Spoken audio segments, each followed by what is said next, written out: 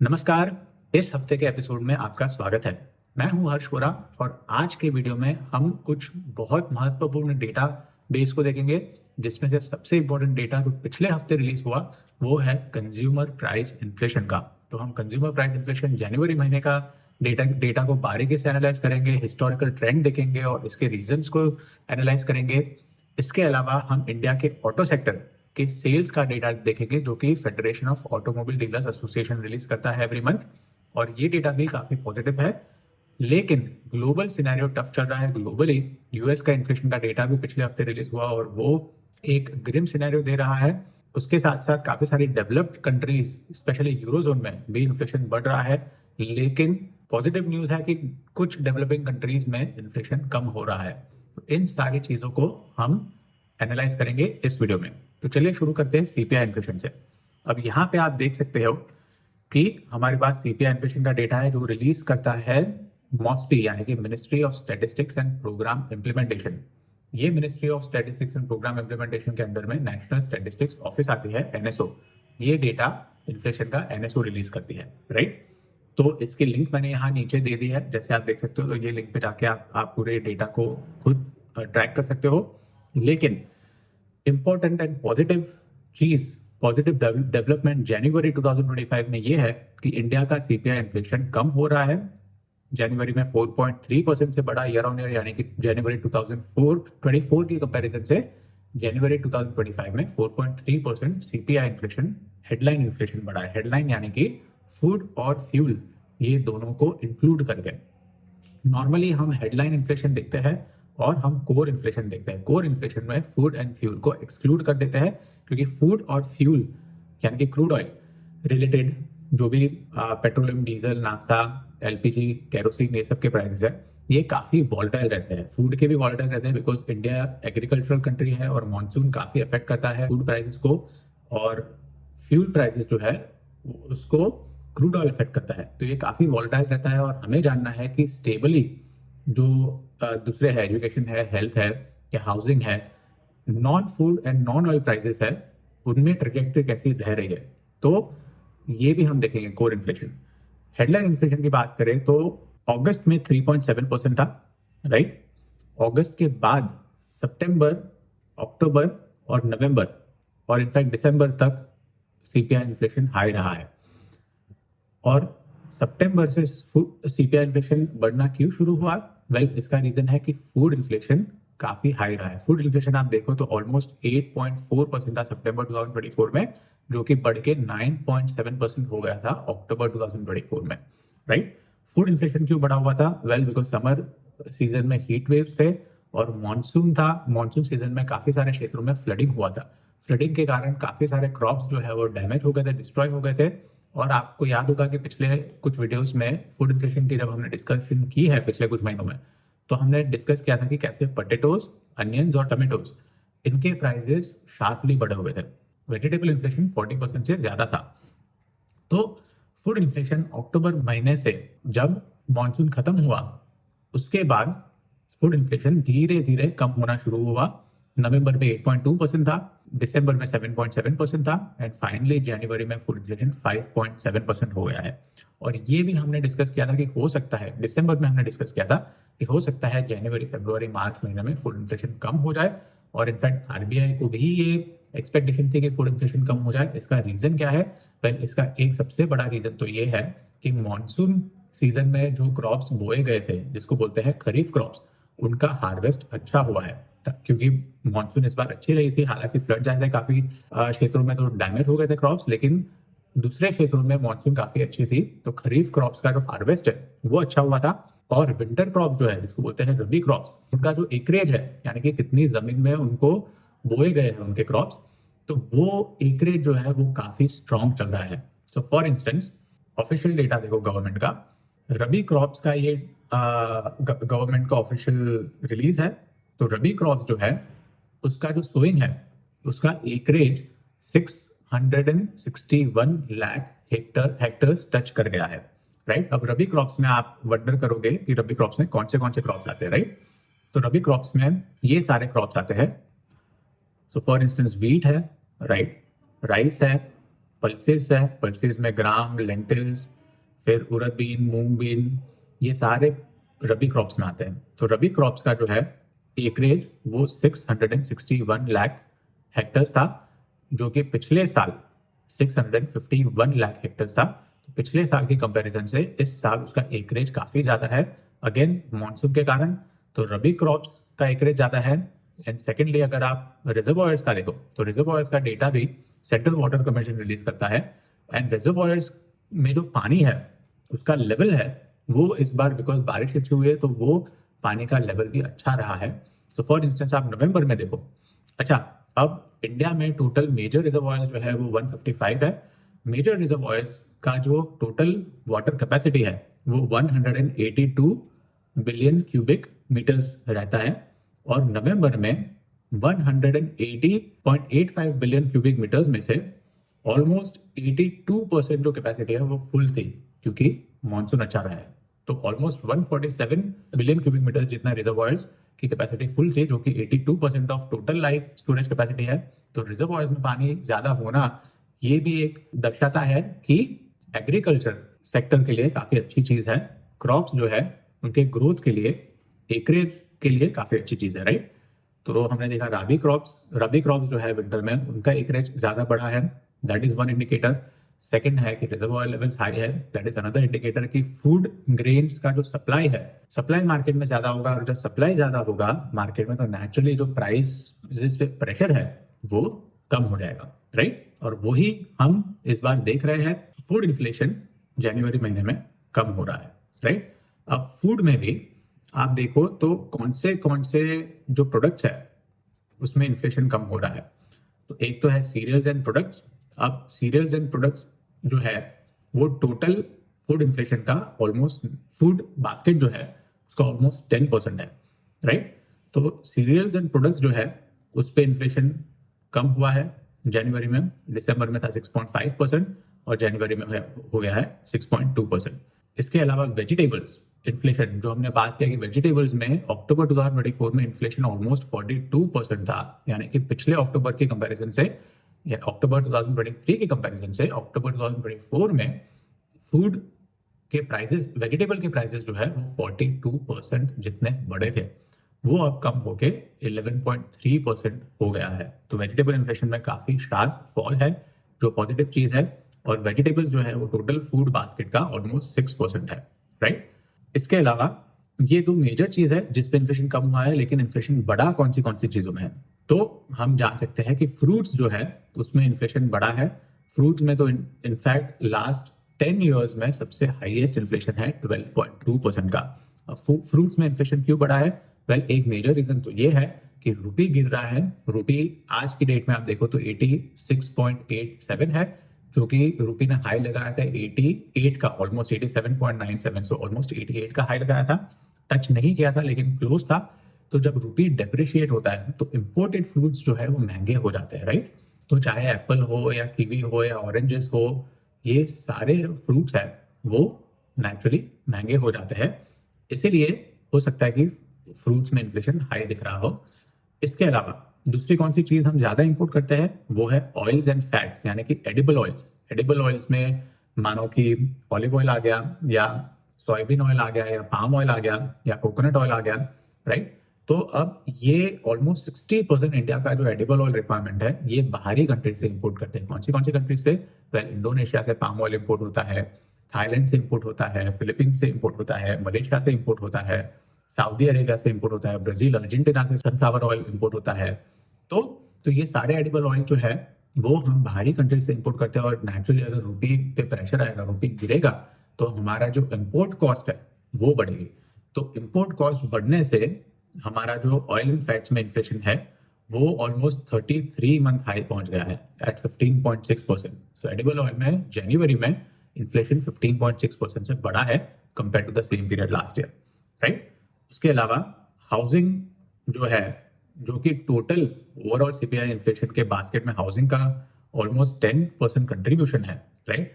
Housing में slightly inflation बढ़ा हुआ है, दिसंबर में 2.7% से बढ़ा था और जनवरी में 2.8% से बढ़ा है compare to the same period last year, right. Housing में थोड़ा इन्फ्लेशन बढ़ा हुआ है।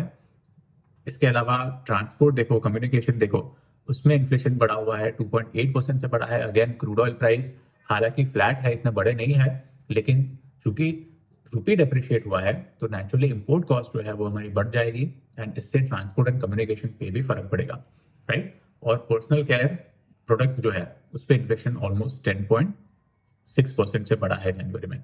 तो फ्रूट्स पे बढ़ा है इन्फ्लेशन, एडिबल ऑयल्स पे इन्फ्लेशन बढ़ा है, हाउसिंग पे बढ़ा है, transport and personal care effects पे बढ़ा है, राइट।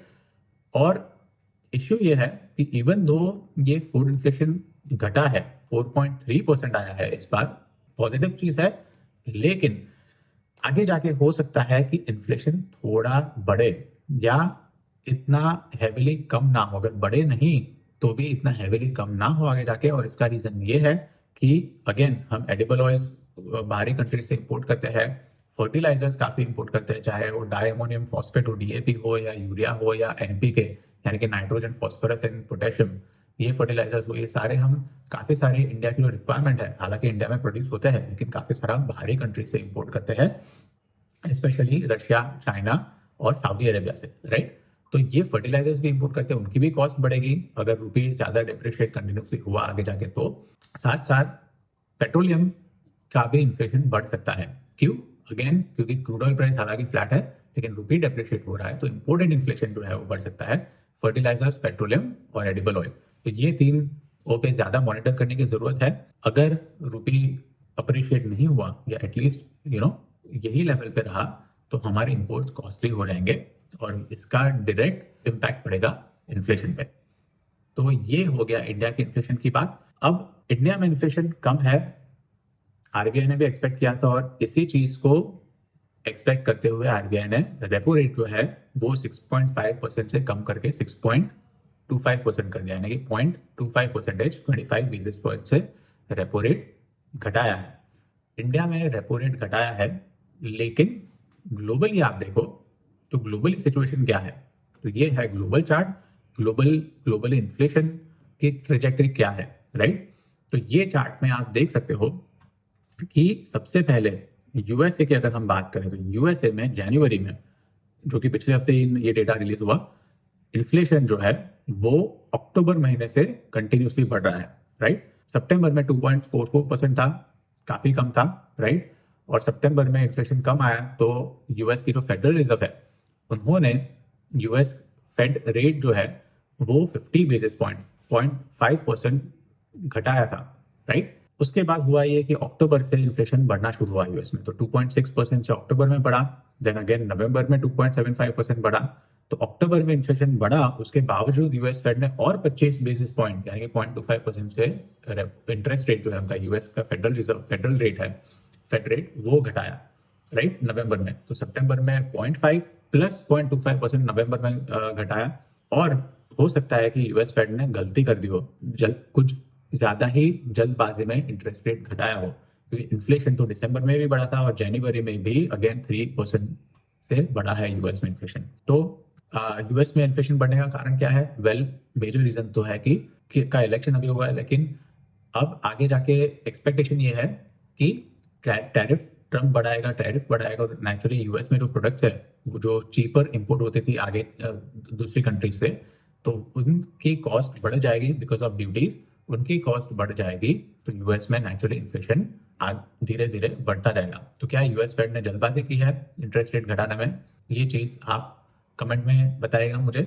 लेकिन यूएस में इंटरेस्ट रेट घटाए हैं पर इन्फ्लेशन बढ़ रहा है, आरबीआई ने भी इंटरेस्ट रेट घटाया है, लेकिन ये थोड़ा रिस्की हो सकता है क्योंकि इन्फ्लेशन अगर रुपी डेप्रिशिएट हुआ तो इन्फ्लेशन आगे जाके बढ़ सकता है। हालांकि आरबीआई का एक्सपेक्टेशन ये है कि जनवरी से मार्च महीने में इन्फ्लेशन ऑन एवरेज 4.4% रहेगा। तो लेट्स सी ये एक्चुअल में रिफ्लेक्ट होता है यानी इंडिया के इन्फ्लेशन में।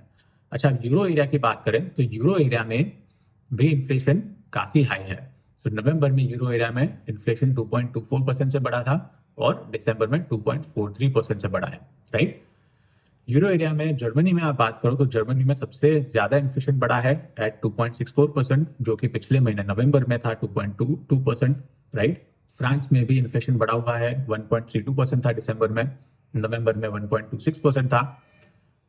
इटली में इन्फ्लेशन कम है, लेकिन अगेन हम यूके की बात करें तो यूके में भी इन्फ्लेशन कंपैरेटिवली हाई है।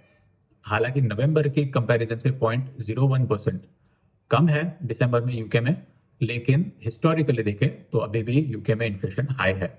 जापान, साउथ कोरिया, चाइना, ये तीनों में इन्फ्लेशन हाई है अगेन, राइट। तो आप देख सकते हो चाइना के अलावा जो भी डेवलप्ड कंट्रीज है, चाइना बिसाइड्स चाइना जो भी डेवलप्ड कंट्रीज है उसमें इन्फ्लेशन हाई है।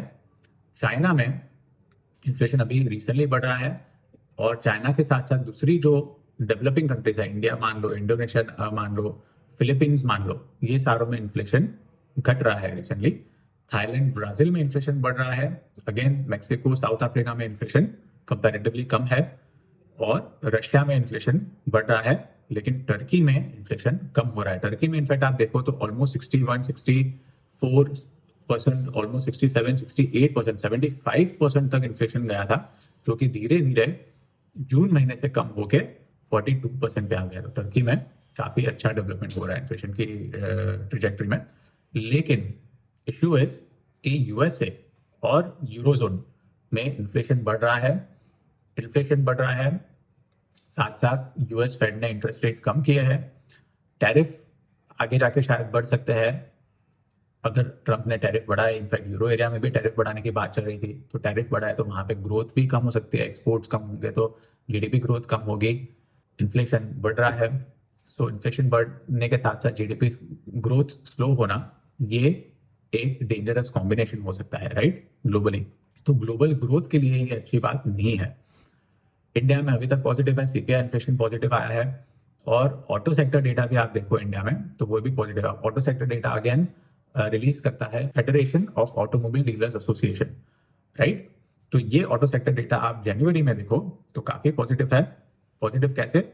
वेल, आप पैसेंजर व्हीकल सेल्स देखो तो ऑलमोस्ट 15% से बढ़े थे जनवरी में, right. Medium commercial vehicle sales देखो आप तो 24%, 25% से बढ़े थे ऑलमोस्ट। हैवी कमर्शियल व्हीकल्स जो है वो फ्लैट थे। टू व्हीलर सेल्स 4% से बढ़े हैं, हालांकि दिसंबर में नेगेटिव था, राइट। दिसंबर में काफी शार्पली गिरे थे टू व्हीलर सेल्स।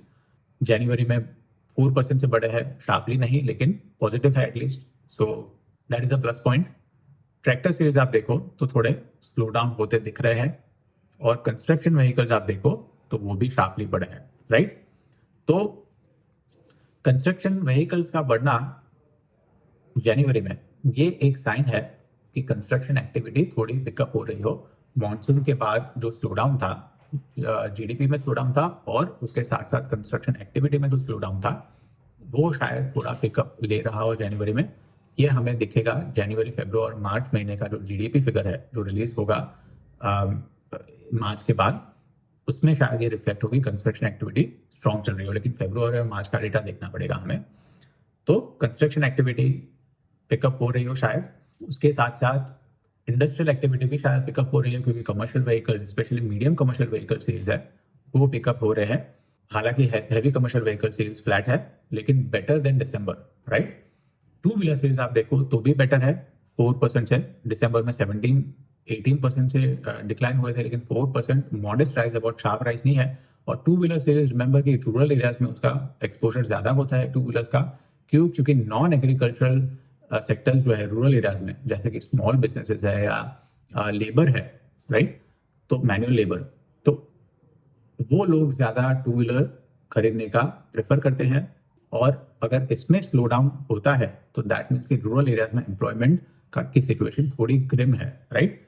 तो अभी भी टू व्हीलर सेल्स इतने शार्पली पिकअप हुए, मॉडेस्टली ग्रो हुए हैं। और इसके साथ साथ आप मनरेगा स्कीम की डिमांड जो है, यानी कि कितना रूरल एरिया में जो पॉपुलेशन है वो कितना, मनरेगा की डिमांड कितनी है, राइट, कितनी बढ़ा रहे हैं, मनरेगा जॉब्स के लिए कितना अप्लाई कर रहे हैं, तो उसके लिए आप देखो तो वो भी डिमांड जनवरी में ऑलमोस्ट 13.5% जितनी बड़ी है, राइट। मनरेगा की डिमांड बढ़ना यानी कि लोगों के पास जॉब नहीं है, इसीलिए वो मनरेगा के लिए डिमांड बढ़ा रहे, राइट। तो मनरेगा का डिमांड बढ़ना ये अच्छी बात नहीं है। और टू व्हीलर सेल्स भी काफी शार्पली नहीं बढ़े हैं। दैट मीन्स कि रूरल एरियाज में सिचुएशन इतनी इंप्रूव नहीं हुए, specially non agriculture, right. Agriculture की बात करें तो ट्रैक्टर सेल्स जो है वो भी कम हुए हैं। ट्रैक्टर सेल्स सिर्फ ऑलमोस्ट 4% से बढ़े हैं, क्योंकि दिसंबर और नवंबर में काफी शार्पली बढ़े थे, राइट। तो ट्रैक्टर सेल्स कम हो रहे हैं, जिसका मतलब है कि शायद जनवरी में एग्रीकल्चर सेक्टर है वो वीक हो रहा हो, राइट। एंड पैसेंजर व्हीकल्स का ग्रोथ काफी स्ट्रांग है एट 15%। अगेन ये पूरा जो ऑटो सेक्टर है, रिमेंबर, वो पूरे इंडिया की जीडीपी का ऑलमोस्ट 7% कंट्रीब्यूट करता है, इंक्लूडिंग ऑटो कंपोनेंट्स ले लो या फिर ऑटो में जो पार्ट्स होते हैं, इंक्लूडिंग केमिकल्स ले लो या पेंट ले लो या रबर ले लो, सारी इंडस्ट्रीज का कुल मिला के जीडीपी में कंट्रीब्यूशन ऑलमोस्ट 7% होता है। तो ऑटो सेक्टर का डेटा पॉजिटिव होना ये एक लीडिंग इंडिकेटर है। ये बताता है कि जनवरी में जीडीपी अच्छा ग्रो हुई हो सकती है। ऑब्वियसली जनवरी, फरवरी, मार्च का जब डेटा जीडीपी निकलेगा मार्च के बाद, तब हमें पता चलेगा, लेकिन ये एक पॉजिटिव पॉइंट है।